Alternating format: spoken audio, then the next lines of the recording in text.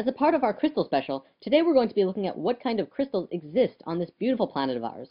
We've looked at how they work, as well as what you can do with them, and now we're going to look at some crystals that are more commonly used in crystal healing and energy work, so that you know exactly what kind of crystals are best suited for helping you on your path to ascension, as well as the shapes and forms that they come in.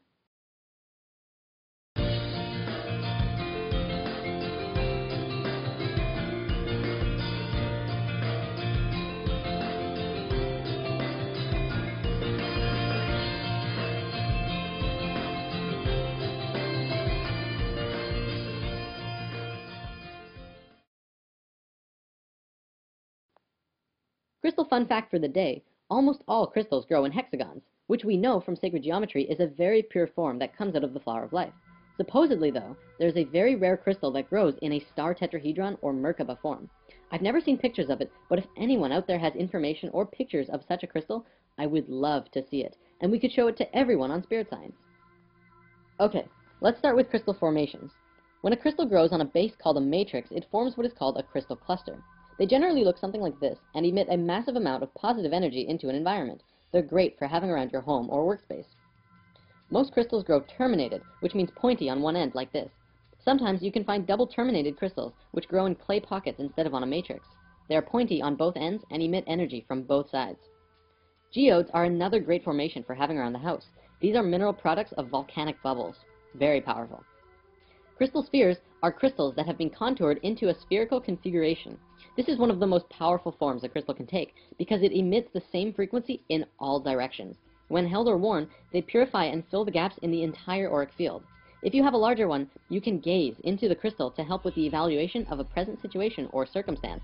If you've ever wondered where the legends about psychics with crystal balls came from, it actually has some substance behind it. Crystal eggs are similar to spheres, but are in an egg shape. These are great for meditation and used in reflexology, zone therapy, acupuncture, and shiatsu. It contains a harmonic balance of male and female energies. Crystal singing bowls are a crystal that has been fashioned into a bowl. You play it by moving a mallet around the outer edge, and it creates an absolutely beautiful sound. If you haven't ever heard one of these before, you have to hear it in person. The sound resonates through your entire body at so many frequencies at once. It's amazing. Palm crystals are wide, oval-shaped pieces, which are great for meditation. You can get crystal pendulums, which are dowsing tools for following your intuition. The basic idea is that you hold it in your left hand and ask yourself a question, and allow the pendulum to swing. Depending on the direction, if it swings or goes in circles, it gives you a yes or no answer. Try this one out for yourself. It's actually pretty cool on how it works.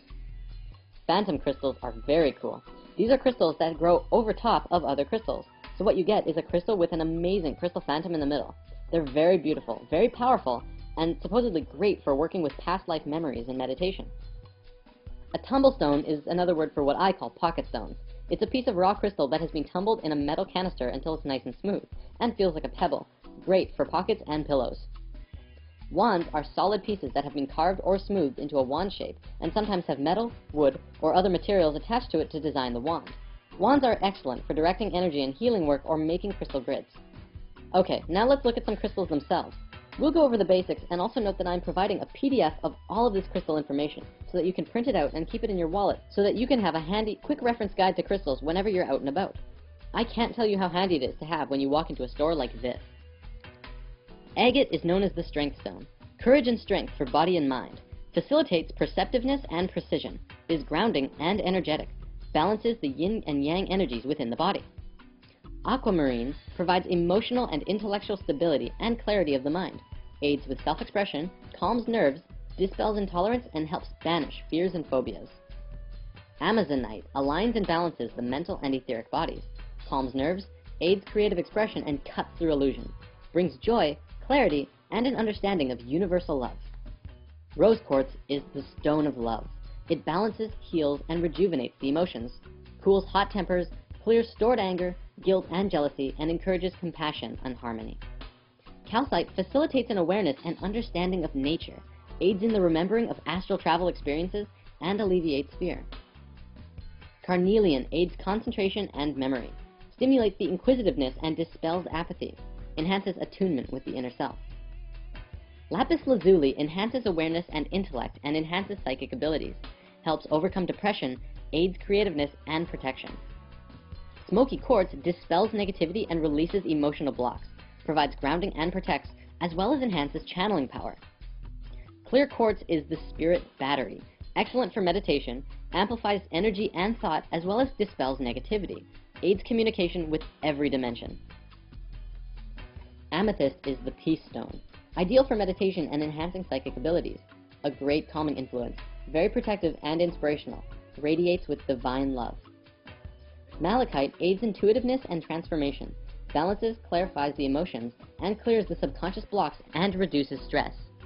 Sunstone dissolves negativity while grounding your root chakra and providing the energy of the sun in the palm of your hand, enhances the masculine nature, and is great for working on projects. Moonstone, on the other hand, stimulates confidence and balances the emotions, helps with intuitiveness and perception, enhances the feminine nature, and clears the auric field.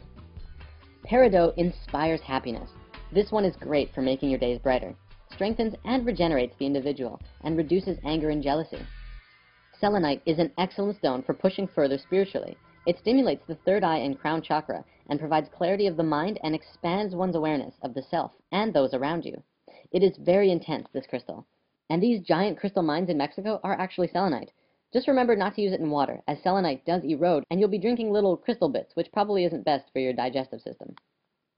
Citrine is the stone of abundance, joyous, warm, and energizing, raises self-esteem, stimulates mental focus, and aids the enlightenment with the higher self, attracts and maintains abundance. Kyanite is a fantastic stone of alignment and strength. It never needs to be cleansed or charged in the sun. It grows in long, fibrous strands, and that's what it does to your energetic body. It strengthens and aligns all of your chakras to each other. Obsidian grounds and protects against negativity, aids in the understanding and clearing of subconscious blocks. Tourmaline is the protection stone, wards off fear and negativity and protects on all levels, enhances inspiration and encourages self-confidence and understanding. Sodalite rationalizes and aids clear thinking, bringing clarity and truth, enhances communication and creative expression.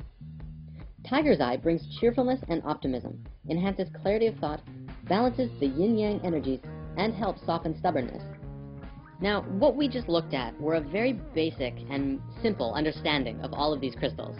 If you really want to dive into each one, there are literally pages and pages of things that you can read about every individual crystal as well. The different properties they have, the energies they hold, the frequencies they emit, and the structure of the crystal themselves, and why it's relevant. There's a lot more that we can go into, and by Googling each one of these crystals yourselves, you can also find tons of more information about these crystals. Well, that about wraps it up for this episode. See you next week, where we shall discuss orgonite and tower busting. On a trip to another dimension, destination, total oblivion. Matter returns to where it came from. A new age is now, intention is how.